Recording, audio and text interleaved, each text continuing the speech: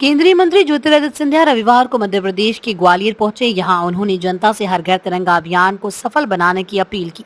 सिंधिया ने जगदीप धनखड़ को हटाए जाने वाले प्रस्ताव पर भी कांग्रेस को घेरा है। ज्योतिरादित्य सिंधिया ने कहा है कि हर घर तिरंगा अभियान देश का सबसे बड़ा अभियान है।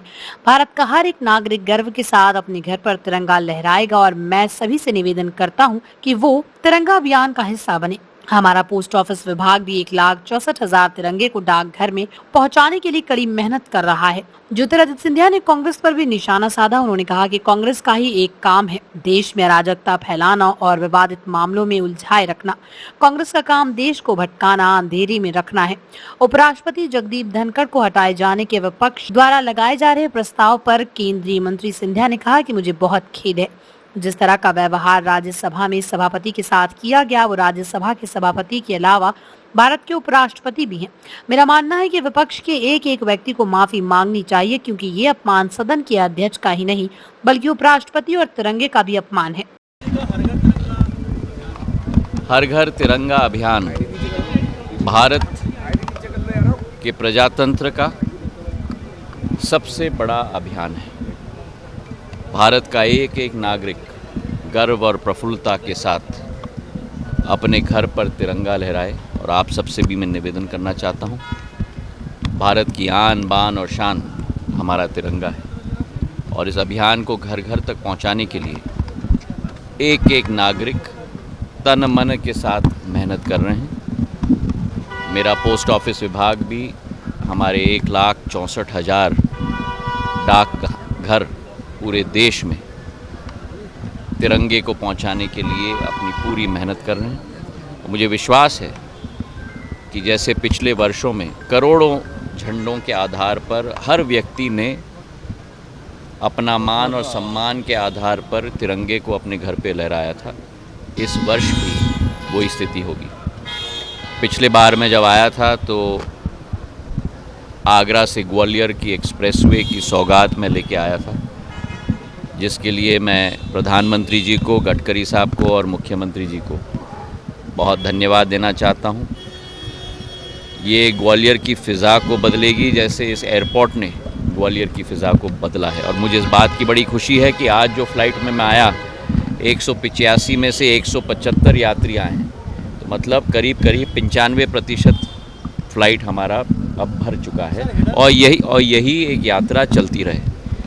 ग्वालियर को अब जो नींव ग्वालियर की बन गई है, एयरपोर्ट के साथ, रेलवे स्टेशन के साथ, एक्सप्रेसवे के साथ, अटल एक्सप्रेसवे के साथ, अस्पताल, 1000 बिस्तर के अस्पताल के साथ, मल्टी स्पेशलिटी अस्पताल के साथ, चंबल से पानी लाने की योजना के आधार पर, ISBT की योजना के आधार पर अब समय है ग्वालियर में लोगों को आकर्षित करने के लिए।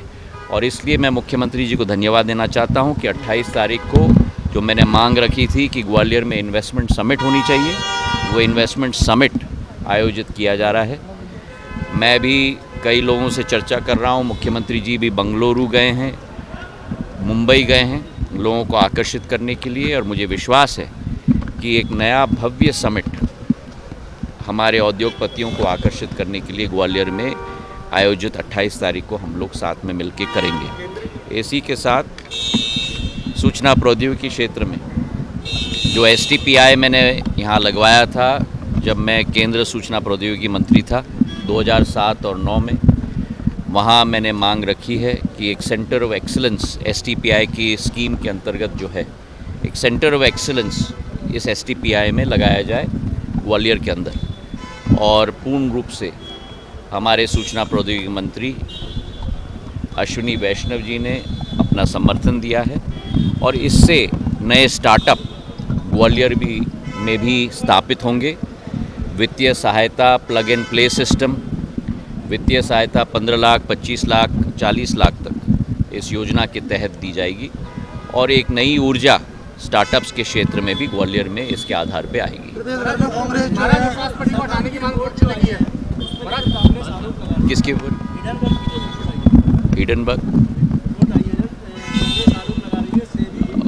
कांग्रेस का एक ही काम है, देश में अराजकता फैलाना, देश को विवादित मामलों में उलझाना। प्रधानमंत्री जी एक मशाल लेकर भारतीय जनता पार्टी का एक एक कार्यकर्ता एक मशाल लेकर देश को विकास और प्रगति के मार्ग पर चला रहा है। कांग्रेस केवल भटकाने की कोशिश, अंधेरे में रखने की कोशिश, जो उनकी पद्धति रही है इतने वर्षों से, उसी पद्धति पे कांग्रेस चल रही है। मुझे बड़ा खेद है कि जिस तरीके से व्यवहार सदन के अध्यक्ष के साथ उस दिन राज्यसभा में किया गया। सदन के अध्यक्ष केवल सदन के अध्यक्ष नहीं हैं, पर देश के उपराष्ट्रपति हैं।